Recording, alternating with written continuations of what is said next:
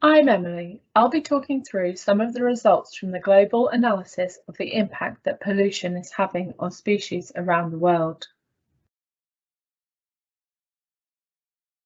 This presentation introduces the Joint Nature Conservation Committee and provides the background on why and how JNCC developed the pollution global analysis.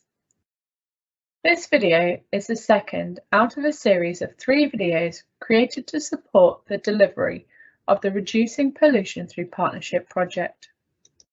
Specifically, this video explains the results of the global analysis that was carried out to determine areas where species are impacted by pollution. The first video presented in detail the method used to develop the global analysis, and the third video uses the results from this global analysis to zoom in on each pilot country. JNCC is the public body that advises the UK government and involved administrations on the United Kingdom and international nature conservation.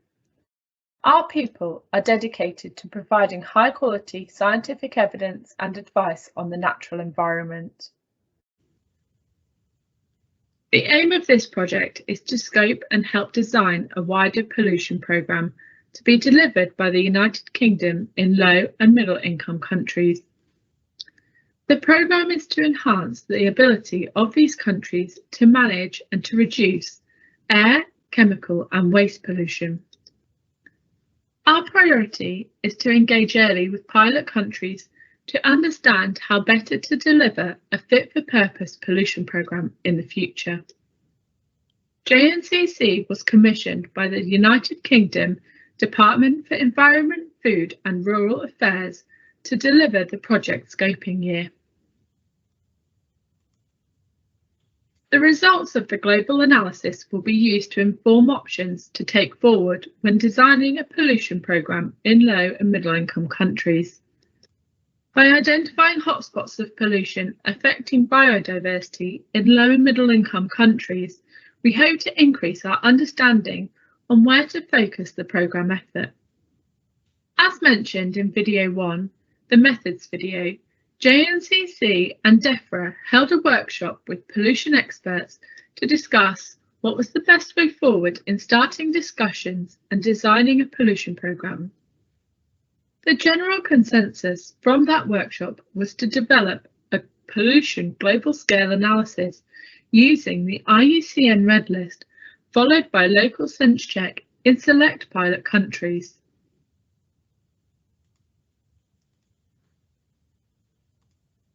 We used the IUCN Red List to create heat maps of threatened and near threatened species impacted by different pollution threat types, focused on low and middle income countries, and have highlighted limitations and issues with the analysis.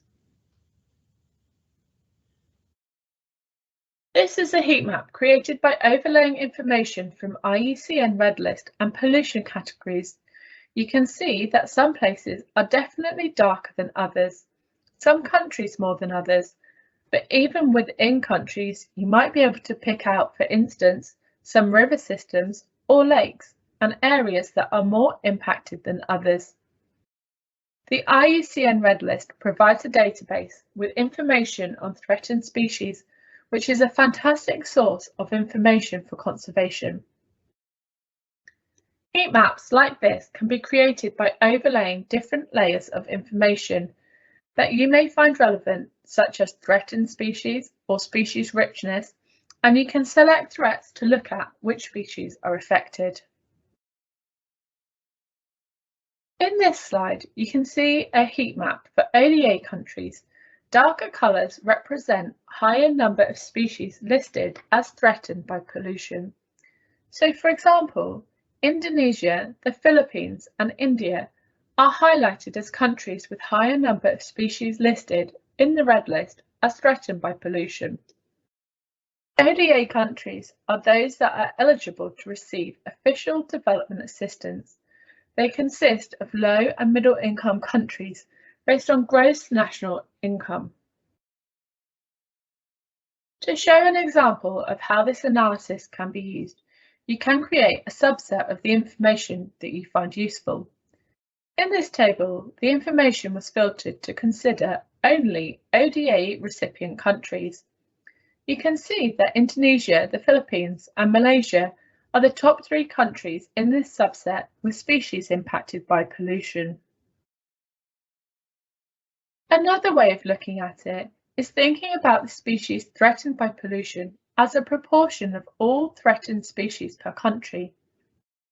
The map here shows ODA eligible countries with the highest proportion of threatened species impacted by pollution. The darker the colour, the higher the proportion of threatened species specifically impacted by pollution. Mongolia features a high proportion of threatened species impacted by pollution, represented here in a darker colour.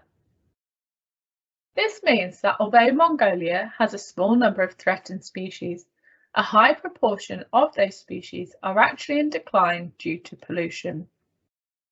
You might have noticed that this specific approach highlights different countries to those with the greatest number overall, which we saw in the previous map. Why is this analysis useful? It means that by focusing on pollution, Mongolia could revert the threatened status of most of their listed species. This table shows an extract from the database. Mongolia has only 66 listed species, and 34 are threatened by pollution. This represents 52% of the threatened species, which is quite high when compared with Tanzania. Tanzania has 1,638 threatened species, but from those, only 263 are threatened by pollution. Therefore, the proportion of species threatened by pollution is 16%, quite low compared with the other countries in this table. This means that tackling pollution in Tanzania might not be the best way of solving loss of biodiversity. One must look at other causes for the high number of species listed as threatened in Tanzania. We can use the global analysis this way to help us decide where to focus our efforts to make the greatest impact. In this heat map, we exclude marine species, as some heat maps are dominated by coastal species. Land-based activities are known to be a major cause of marine species decline. We can choose to use a subset of the database to exclude any species that are exclusively marine to better hotspot these land-based activities. Note that species found in terrestrial or freshwater habitats that also have marine parts of their range are included. An example of this would be for some fish species which migrate between rivers and seas as part of their life cycle. The table displays an updated version of the ODA countries with the greatest number of species threatened by pollution. Removing the marine-only species doesn't significantly change the countries in comparison to the first table we saw, although there are some changes to the ordering. Countries shown in bold in the table are new additions to the top 20. We can also think about additional drivers to species decline. So here we are combining information on species impacts from pollution and also climate change. Each country is coloured based on how many species are threatened by pollution and how many are threatened by climate change. Where you see the pinky colours, that's where there's an increasingly high number of species threatened by pollution. And the green hues are increasingly threatened by climate change. The blues, and particularly the dark blue, is where there is an increasing number of species impacted by both pollution and climate change. There are no ODA countries that have a high number of species affected by pollution with a low number of species affected by climate change, and the only countries with a high number of species affected by climate change and not high pollution are Fiji and the Solomon Islands. So really we're seeing things going hand in hand. In countries where species have a high number threatened by pollution, there are also climate change issues to consider. Note, we can also pull out the species affected by both and calculate proportions. For instance, we unsurprisingly see in many small island nations that 100% of the species threatened by pollution are also threatened by climate change. Information related to the taxonomic groups in the different habitats can also be pulled out. The first column shows the proportion of taxonomic species threatened by pollution in freshwater, the second column in marine habitats, and the third in terrestrial habitats. For instance, in freshwater habitats, the taxonomic group most threatened by pollution is bony fish, followed by snails and slugs, and then amphibians. Within the marine systems, it's the sea anemones and corals that are the largest share of the threatened species, suffering from impacts of pollution, followed by bony fish and then birds. In the terrestrial system, the amphibians are the largest group, followed by plants, birds, and then insects.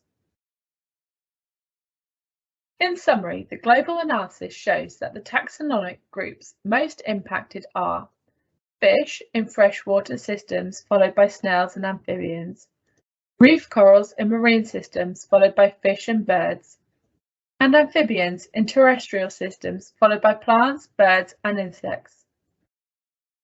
This shows that only considering charismatic species such as mammals and birds is unlikely to be representative of the extent of the impact of pollution on biodiversity. Shown here is a map of Colombia. The orange patches you can see are threatened restricted range species currently in decline due to pollution. Because the threats of restricted range species are so site-specific, tackling pollution in any of these targeted areas is likely to reverse the risk of extinction for at least one species. In some cases, particularly for large-ranging species, it is hard to associate the threats throughout the species range, and it's not entirely clear where the species are located. So if we wanted to increase the chances that the species range is representative of threats such as pollution, we can limit our selection of species to only those that have small ranges.